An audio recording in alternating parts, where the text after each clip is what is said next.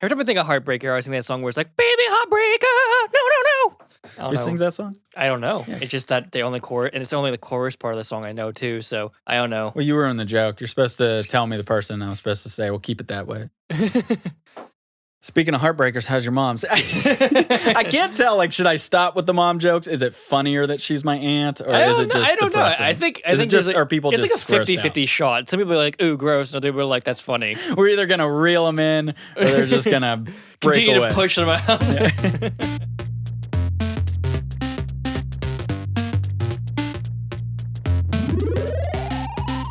Hey, everybody! Welcome back to the podcast. I'm Dustin, And I'm Corey. and we are the delicious, delectable, Nutritious. nutritious Couch Play Cousins. Today's episode, we're talking about games that broke our hearts, heartbreakers. Yeah, fuckers they are. Yeah, and to wash away our heartbroken sorrows, we have Patron tequila. Fancy pants. Yes, going south of the border, the finest tequila to drown your saddened. Exactly. We went high shelf tonight. And before we begin, though, if you haven't already checked it out, check out our Twitter page at couch_cousins and follow us. We're doing a giveaway. We're going to be giving away $20 to your platform of choice. So yeah, games that broke our hearts. All right? Yes. And I'm sure that there's plenty of them. Oh yeah. With the way the industry is going nowadays, Jesus. Yeah. So I guess maybe we'll focus on just a couple of them so that we can save time for the most part, like the biggest ones, Yeah, right? let The me pull out biggest. my scroll out of my pocket, just had to roll on the floor and out the door of all the games. Piss me off. Just a medieval scroll. Yeah. So let's start out by just maybe listing our personal like disappointing and when we say games that broke our hearts, right? Because we're not talking about games like for example like the most recent like Mario Party on Switch, right? Like Yeah. that was a disappointing game, right? But it's not like it wasn't a heartbreaker. It's not Yeah. like a crushing game We're experience. thinking like devastation. Yeah, like literally games that kind of hurt us a little bit. Like your first high school girlfriend broke up with you. That level of like sheer just heartbreaking devastation. or boyfriend Or boyfriend. or middle ... friend. So start with you. Yes. Tell me a game that just demolished you. So I don't want to go with like the biggest one. So the one that I think came to mind most recently was I think the original Division. The original. Oh, okay. Yeah, because I remember I rode that hype train for like probably a year. I was like super hyped because there's like Tom Clancy. I was like the way they portrayed it with, you know, the app and all your friends can join and be a little drone. Yeah. And they really they cut so many parts of the game into it that looks so cool. And they kept releasing things that like I could just imagine my friends, you know, doing all these raids and stuff. And that was a bad one for me. That was like one of the big tipping points where I almost went started raging against hype gaming. But the original Division was a really bad blow to me. Bad blow as opposed to a good blow. Exactly. A non-teethy one. We always have like either one masturbation or blowjob. That's right. We have a clicker. We just keep count. But yeah, I'll say the original Division was probably a really bad one. Not the worst one, but a pretty bad one. Okay, not the worst. Okay, so we'll come work back our to way it. up Yeah, slightly. Well then, you know what? It's funny because I'm gonna say one here. And since you're starting with your not as defeating one, I'm going to start with my second to worst one. Mm-hmm. But I have a feeling like I'm going to steal this one for you, so I feel a little bad. But it kind of goes with the theme of the game. Okay. Sea of Thieves. Okay. I have a feeling I might be stealing that off your list here. Possibly. Yeah. As your eyes go red. You hear my feet just walk out the door. Fucking mother. Okay, so we love piratey things. Yes. I remember me and you used to talk about this game a lot before it was released, and we were on the hype train. Oh, absolutely. The hype was real on that one. But I even remember me and you used to we had conversations about how we should be careful because we've been burned before with all these games, and yet still I found myself. It's that hope, that feeling of hope. Yeah. And you know what? One of the problems that I had was, or one of the things that made it that way was, it was rare. It was Rareware Games that was creating this, and they have such a history. Their of pedigree is just so good, and you just when you think about it, you're like, how could they fuck up? It's rare, and the promise of just a full-on pirate experience. It was just like you couldn't help, or at least I couldn't help. We couldn't help but get super excited for that. And the thing that's crushing about it is that it came out, and I think for the first moments that we actually played the game, we actually thought it was pretty neat. We were kind of like, oh man, this is gonna be crazy. Saw the water and everything. I was like, this is amazing. The sailing is fantastic. Yeah. Still to this day, looking at the water in that game, it is some of the best amazing. game water I've ever seen. And I remember the first time I was stuck in a thunderstorm on my own on a little sloop. It was actually kind of anxiety ridden. I had the headphones on, surround sound and everything. The size of the waves and stuff like that. You're shit. It's flooding my boat and shit. Yeah. Yeah, and there was so many elements that were really, really good, and then it just fell short from the content perspective. It was basically the only thing there was to do was dig up treasures. Sometimes you found with a neat map, but those were few and far between. And then fight the same looking skeletons over and over again. Yeah, the fetcher quests. Yeah. And remember, this was before they even added the ghost ships and everything. This was when that game first came out. It was barren. Bare bones. It had the 3 guilds. It had, I think, maybe the Kraken, maybe, and it had the go be a pirate legend. Grind out all these to level 50, and it was just what a kick in the teeth. It really was. Sea of Thieves. It stole my heart and threw it in the ocean. So yeah, I think that game hurt me a little because even though I was trying to convince myself not to get too hyped about it, I still, given the genre, given the company, the publisher, I couldn't help but get a little too hyped up for that game, and of course, just immediately let down. So, speaking of thieves, you stole my idea. But no, I can elaborate ever so slightly more on why that was my biggest one. I've elaborated in other podcasts about why I game a lot. It's to play with my friends, and it was kind of a mutual hype. We both were excited over it, but also this piggybacked off of the Division, the original Division, which burned me pretty effectively before that. Yeah. I got burned pretty bad by that, and I was recovering from those burns. I was in the burn ward, and I was like, okay, at least I won't be burned again.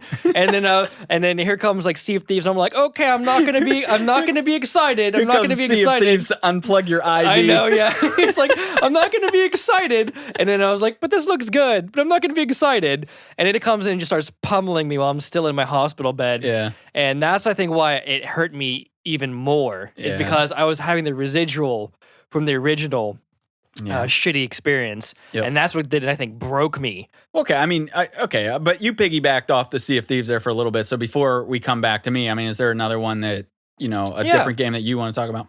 Briefly, I was going to talk about Final Fantasy 15. Hey, there you go. You kind of took one from me. There you go. Fuck you. And I saw, originally the open world concept, but I was like, okay, going a little bit different here, but Final Fantasy, kind of a Kingdom Hearts-esque mechanics to a certain extent. And I was like, this looks interesting. The graphics were good. Played through it, and it was okay. And then the ending hit me. And the ending was so bad.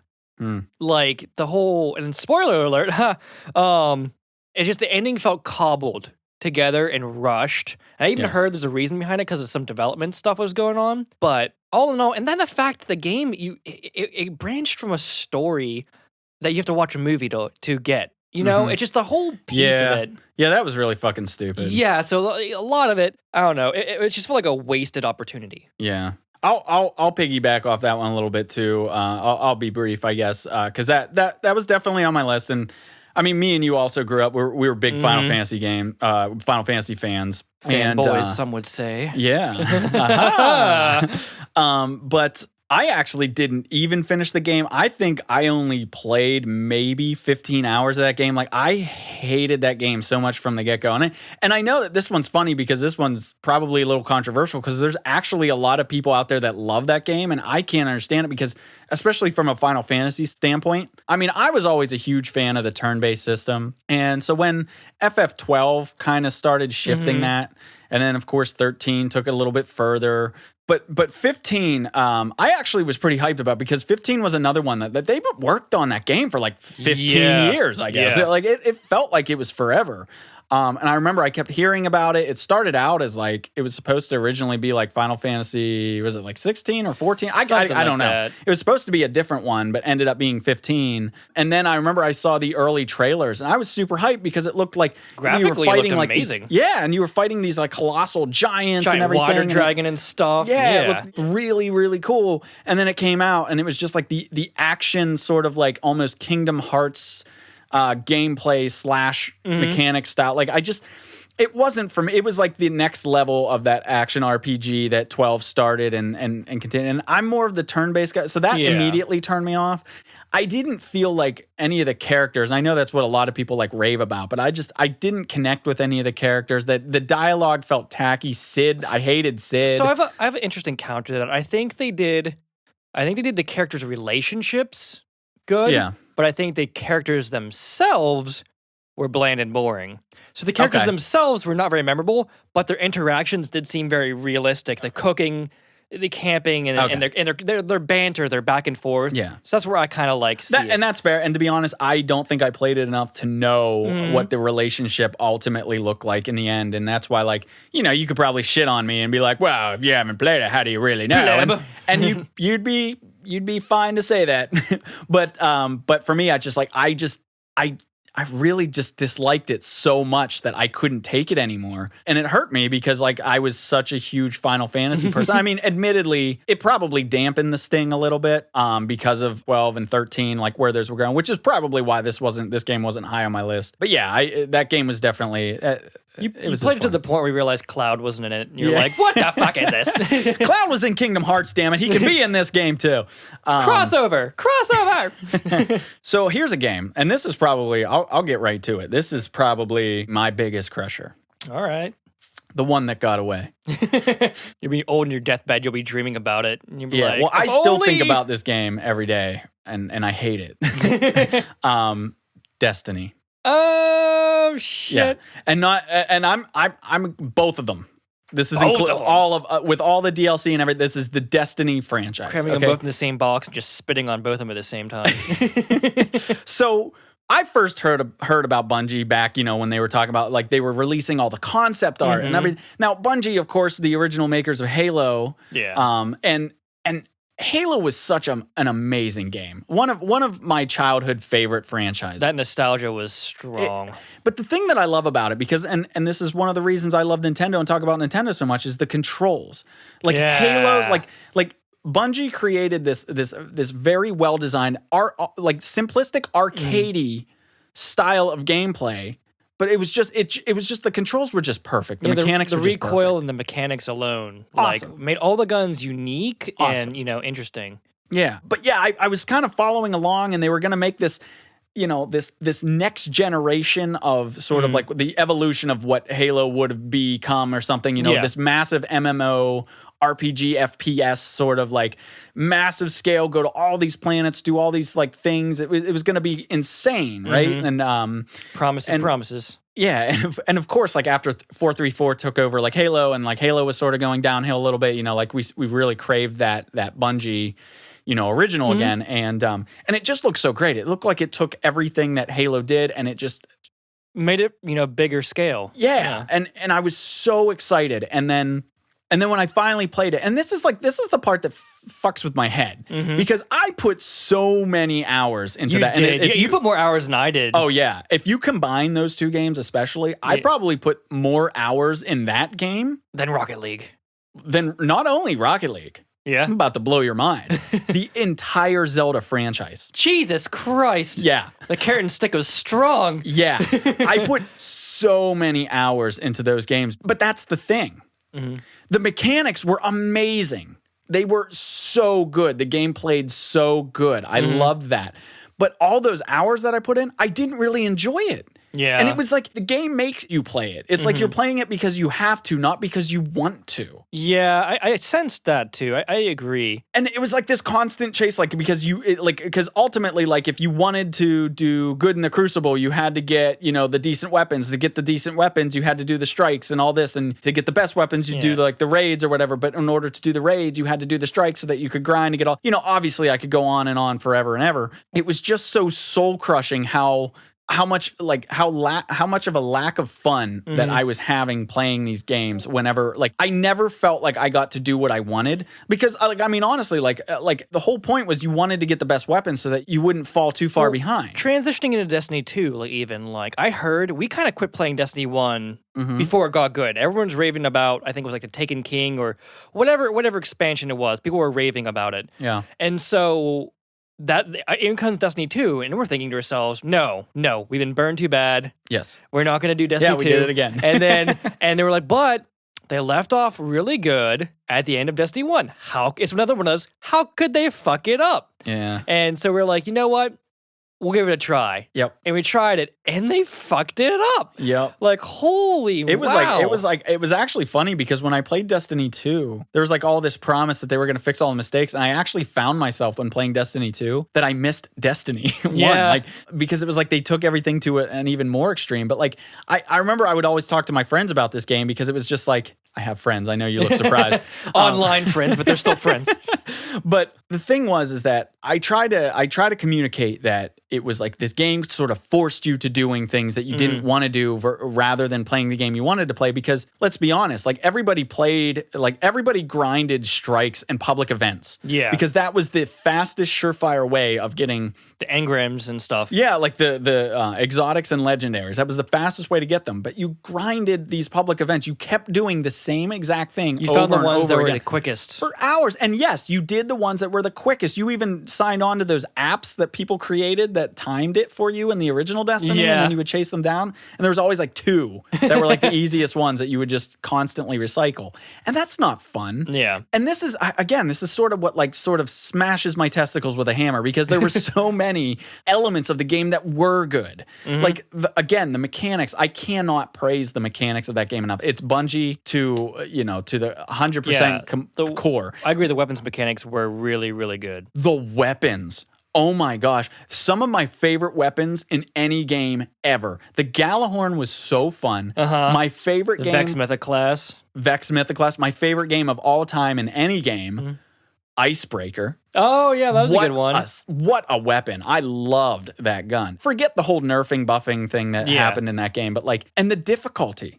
I loved that this game provided you with actual difficulty in this world. It's this sea of kind of shit easy games. Puzzle-based raids and stuff. Yeah, but even if you just did the dark or the night strikes, right? They were strikes that you've done a million times over, but the enemies were ramped up. They had more health. They were more precise. And it was the difficult, you really died a lot. And to the point where I actually enjoyed cheesing things in that game. Yeah.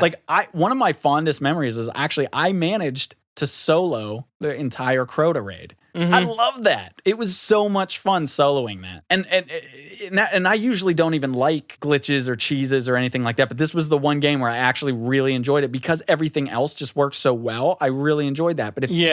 But at the end of the day, it was a constant grind of the same stuff. I think it took me 6 months to get the Galahorn. Yeah. That's that's nuts. That's fucked up. That's fucked up. It should not take you that long to get an item in a game. Yeah, that's, that the carrot and stick on that's way too much. And I agree. And it's just it's a very big rarity that a game can make the grind enjoyable. Yeah. And I don't know if I've had a game yet that really, pulled that off perfectly. That game it did break my heart because I really, really wanted to love that game. And I tried so much to love that game. It's an abusive relationship. Yeah, I don't even want to know how many hours I had on it. That's how much I played the game. Yeah, I was obsessed with it. And it actually became a thing where because I was obsessed with it, and then I had to realize that although I'm obsessed with it, I don't like it. Yeah. And then I realized this is cocaine. This is an addiction to something that's hurting you, but you just can't stop. I actually remember when I took that game to the exchange and I traded off both copies. Talk about liberating. I remember how dirty I felt like getting rid of that game because I was like, I literally fought myself because I had like a bag full of games and movies I was going to turn in. I actually took it out of the bag like while driving. Yep, like a distracted driving. Like removed it out of the game, out of the bag, and I was like, maybe I'll just hold on to it a little bit. I just need another fix, man. And then when I finally turned it in, it was like kind of a gross feeling. But then I walked out of that store and it was like I smelled fresh air for the first time in my life after years, and it was so liberating. You can always tell when someone's pissed at their game, or like, I'm turning you in. Yeah. I've never been addicted like that to a game before. You give all these developers just amazing ideas, like, addicted, you say? The PvP was good. It was good. It was minus good. the buffs and nerfs, the constant back and forth. The PvP was very good. I agree. So yeah, that was probably my most soul-crushing game. That's a good one. That's a good one. So, big hitter. Do you have one that took your virginity and then ran off? I don't know. I think like ran off and married your brother. I think I thought that'd give a bigger laugh. I think you accumulated my all my trifecta because I didn't even think about Destiny until you mentioned it. And I'm so jealous of you. Just mentioning it like pissed me off. So like it's like one of those wounds that like was completely healed over until you said it. It's like saying Voldemort. It's like you don't say his name, and then when you do, everyone's like, oh. You know, it's so fucked up though, because I'm not joking. Like I think about that game all the time. Like I'm always tempted to go back. It's like, a smoker that quit. Like I'm always tempted to just do one more drag because the mechanics were so good. It is. And it's just like, I don't know. Maybe Halo Infinite will fix that. Or maybe it'll be on our list next year. Or coming up next year. So we'll see, So we'll see. I'm moping. I'm moping in my chair right now. Being all pooty. And there's a couple, if we can run through some honorable mentions. Yeah. Because I just have so much on this list. And Okay. I'm just going to go quick. Okay? I'll be fast, baby. That's what he always says. Yeah. And it's always true. So, obviously, there's games like Mass Effect, Star Fox Zero, Anthem, Battlefront. I actually didn't mind the first Battlefront, but Battlefront 2 was disappointing. Battlefront 2 was brutal. Mighty Number 9 was notoriously horrible. Of course, Fallout 76. So and here's the that was thing, a rough one too. I'm listing out all these things, and you know what's funny? As I was writing a list out for this podcast tonight, I realized that all the games, everything that's on my list is within this decade. Yeah, I think it's getting progressively worse. Yeah. And there's one game that I have to mention because I'm seen as a Nintendo fanboy, as we talked about. I will also say that a game that broke my heart a little bit, as we mentioned in the last one, Skyward Sword. Oh, that was the first Zelda game that I played that I truly felt like the formula is getting old. It's getting stale. I want to change.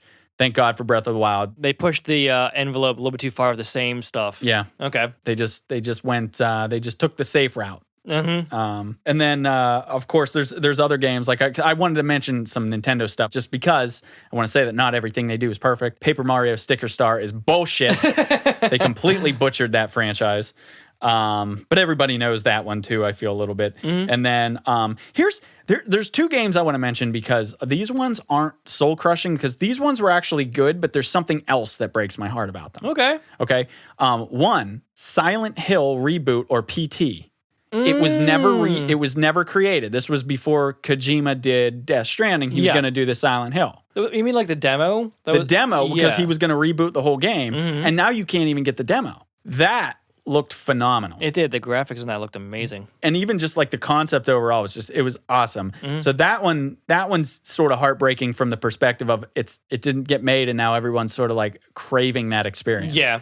And another one, Twisted Metal on PS3. It actually wasn't that bad of a game. I played a little bit of it. But I don't think anyone paid any attention to it.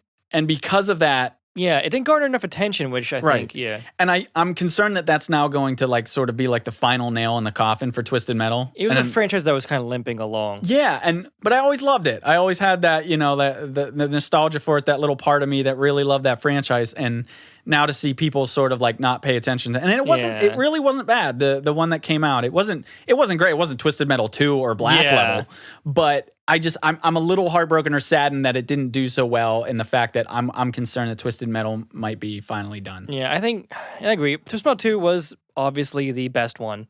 Yeah. I think that was out of all the ones that you think you mentioned. Black was pretty good, but Twistball 2, I think, with that powerful nostalgia factor, always brings me back a little bit. But anyway, I just wanted to run through a brief list of a couple things, and then there's little honorable mentions. So like that's it. That's my list. I don't know if you had any additional little honorable ones to mention before we. I think with that horse has been dead for about 10 minutes. We're still just kicking the shit out of it.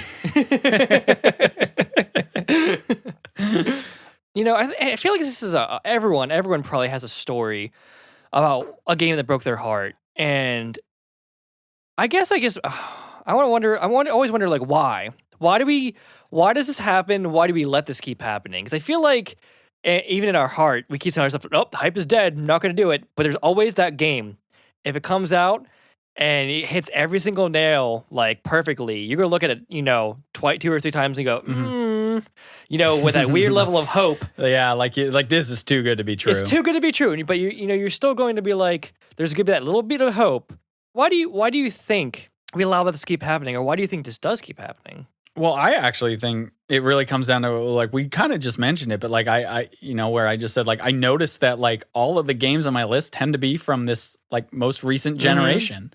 And if you look at the most recent generation, all the trends is, I think you see the hype is sort of created from this digital age that we now live, like, right? Like everything's online. Like it's actually like kind of hard to go into a game blind anymore. Oh, a lot of games are getting, like, with the review copies and stuff like that, a lot of games are getting ruined before they're like getting leaked. They're getting leaked, yeah.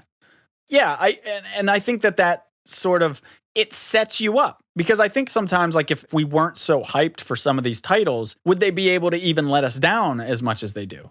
Well, I think maybe some. That's a good question. When you think about that, it's like between the combination of, you know, these developers, you know, doing these perfect edits of games, influencers on YouTube and stuff like that, and, you know, review copies getting let out to a certain extent, and it's the perfect storm of hype. Well, you know, it's actually funny. You just said something. That's why I'm cutting you off. You said the influencers, and that's a good key point too. That drives a lot of this hype.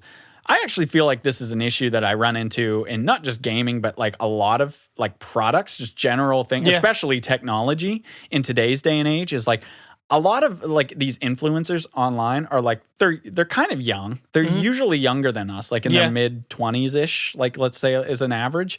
And they're, like, I feel like a lot of times when they rate stuff, they rate it on a scale that's just a little bit different, right? Because they weren't there, maybe. They weren't around for the stuff that we were around Back for. in my day! We're tying all of our episodes together. But this, like, it's sort of like, sometimes I feel like people compare crap to crap. And it's like, if this thing isn't as crappy as that thing, then it must be great. But we were there for what I say, like, the golden age. And I know that this is highly subjective and all that, and we're probably going to get pissed on. It's not subjective. We're right. Yeah. But I do feel like because of the influential age, like, there's a lot of times where I get like computers or cameras or something, and like people talk about how good the quality is, and then I feel it, and it's just like it feels like it's gonna break in my hands. I'm like, this is what you call quality? Like, and you know what else? Like, speaking about the digital age that creates some of this problem too, is that we've touched on a little bit, is this all these patches and these half-released games. God. I mean, by the time they fix them, like, people have moved on. Well, by the time they fix them, already people online have already beat the game. That, or like you just have such a bad taste in your mouth. You're like, I don't fucking care. I don't even want to hear about it. Yeah, you can only start a game you just spent, what, $60 on. Yeah. And it hits like a broken part of the game so many times. You're like, what the hell's the point? Well, like, they just announced that they're going to be like revamping Anthem, which, by the way, I'm surprised you didn't mention on your list. I thought that would have been like your biggest soul crusher. It was one of those things where, like, I was already so pissed off to that point where I was like, you know what, fuck it, I'm done. It was like that last little nail in the coffin. You where give a shit, it was just way gone. It's like, you know what, I'm not even going to give you the time of day to let you know you hurt my emotions. Fuck you. Yeah. And there's so many tequila. So many games where they try to fix them. And I guess it's a good argument, like, with these broken game concepts, is like, are they worth fixing? Some people would say yes, and the only example I'm going to give you is Tom Clancy's the Breach, Rainbow Six Breach. That game was released and there was a dumpster fire, but Ubisoft nurtured it, and over. And now you be hard. There you go. There you go. You finally got me. You broke down my wall. It was a penis joke. But apparently that game became the top-rated first-person shooter of like most recent years. Yep. And so some people, I guess, would say, I guess games should be given the time, even though they're released and they're broken, to get fixed. I don't know how if I feel the same way though. I don't have the attention span. Yeah, well, I think there's just like so much happens between the time that they release and the time they fix it that you've like sort of almost like you've moved on. There's like a million other games in your backlog at that point. True. But beyond that, it's more about it's sort of like the trust is broken. Yeah. Like honestly, like and coming back to Anthem there for a second, as they just announced that they're gonna try to be rebooting Anthem basically, and I just think I don't fucking care. Like I really don't care to hear about it because I hate BioWare so much for what they did to Mass Effect 3 and then you know what's fucked up? Those faces in that game were they nightmares. actually came out with like I think a statement that they admitted that they half-assed Mass Effect 3 so that they could focus their time on Anthem. And that worked out just perfectly. And they just fucked that game too. Like at this point, like I'm so done with them that I don't care if they reboot it. I don't care if it's the best game ever. I just don't care. Is it BioWare or was it, EA? And I guess is it developer or is it the publisher? And I always struggle with that. Yeah, I guess you never It's like know. who do I want to kick in the nuts? Or is it like an equal nut kick, Yeah. like Jet Li style? Like kick one nut of each side. Exactly, like a perfect clip on both sides. But like, yeah, it's just like the ex, that calls you up is like, but baby, I'll change. And you're like, but I don't care, So I get what you're saying. It's like it is frustrating because like Anthem was another one of those games where I don't know, like everyone knows I love mech games, and that's another one that pissed me off. And it's just I don't know. It's like how many times you have to watch developers or publishers make excessively poor decisions before you're like, when are you gonna learn? And I think the trust is broken. Like I can honestly say, hype gaming doesn't work on me anymore. Influencers don't work on me anymore. I'm the kind of guy that's like, I'll wait a month after the game comes out because then I'll know for sure. Yeah, it's like I don't even trust myself because I keep buying into all this bullshit. Yeah, no, I think it takes a lot. It would take. I honestly, I don't even know. Like, I don't even know what it would take for me to return. Game, or the perfect looking game. Yep, and that's why, like, as excited as I am for Halo Infinite, I don't know. And man, I'm a little nervous about it. There's a time in my life where if I saw that, I'd be like creaming my pants. Yeah, be like, this game's amazing. I love Halo. Yeah, and I'd be just dying waiting for it to come out. I'm at least gonna take my pants off and then cream. Exactly. There's a healthy That's break too many period. like dick cum jokes in one episode. I'm done. This is why we need to bring more women into this. Good night, everybody. But no, like now I'm cautiously skeptical about it. And it's like, I don't know, I kind of weirdly miss that nostalgia of being excited over games. Yeah. That childlike magic of like, oh, that looks amazing. I'm so excited for it. But I've grown up to this old, like, jaded son of a bitch that is like, no. I think, of course, we're getting jaded, but no. But back then, back in our day, like, you had to subscribe to, like, fucking Nintendo Power. Or, I don't know. Game Inform Magazine. Game Inform Magazine, yes. Yes. To get hyped. And then you could come with little demo discs. We talked about that. Those were amazing. And that would hype you. But then, this was like before the dawn of the internet and everything. So like we were just apes back then, barely evolved. But the games were complete. They may had some bugs and some glitches here and there, but they were complete, unbroken, full experiences. And it took like games were fewer and farther between, so that you could spend more time with game. You had more time to appreciate. You hit the nail on the head there. I think our hype or our excitement was rewarded. And that is the difference between, I think, then and now. I can't think of the last time in the most recent, last couple of years where my excitement was actually rewarded. The game was everything I wanted it to be. And that's a rough, kind of sad statement because, I think we were rewarded back then. Yeah. And I think it's the big difference. We were rewarded, and that's why maybe our hopes stayed alive to the point where Destiny came and just curb stomped the shit out of it. Yeah. But yeah, I don't know. I think that's kind of what I miss. I miss being excited, getting a game and being like, wow, that was exactly what I wanted it to be. Yeah, I guess time will tell, especially at the future generations, how that's going to evolve. But what about, are there games that maybe that either broke your heart or at the very least were extremely disappointing that you think that you would go back to if they did? Because we're talking about the broken trust, right? Like, are there games like that you would like to give a second chance to if the changes were made? And I'll be transparent. There's a game that I have been dabbling and got back into. Yep. And it was Sea of Thieves. And the only reason I got it which was my hook, my ultimate hook. A friend got the game. And it was on a nice discount. Well, that's nice of your mom to buy the game for you. I know, she's really kind to me. We play all the time. She's a really good captain, actually. But no, like I said, that's my ultimate hook. A friend will like give me that text in the middle of the night and be like, "So you got Sea of Thieves?" And I'd be like, "Yeah, I guess so." And so my friends have been playing it a little bit again, and with all the content added, I will say, and now feels like when we hop in, we get a fleshed out experience. Yeah. So, and I being one of those friends that have joined you on this experience. This is true. Yes. He's been outed. Yep, He's been outed. Yeah, it is much better. It is much. You know what helps? You know what eases the pain a little bit? Is it's Alcohol. on Game Pass. Oh. It is much better. Like when we recently did a whole quest and you get like we got like a cool sword out of it. Glowy sword. Yeah, it was super worth it. I thought that was really cool. Sky Pirate. I still feel like it's missing stuff. I still feel like it has a while to go, but it is there. And I will say this about that game, like Destiny, the mechanics, the actual gameplay is very fun. I actually think they took it a couple steps too far. Like a couple things that annoy me is that like I wish instead of having to collect only 10 cannonballs and then have to put those in storage in order to get them later, like I wish I could just carry an unlimited amount of cannonballs. Yeah, it's still an annoyance point. But they've added a lot of creature comforts, I guess, into the game. Like that one collector's chest where you can put a bunch of shit into it. Yeah.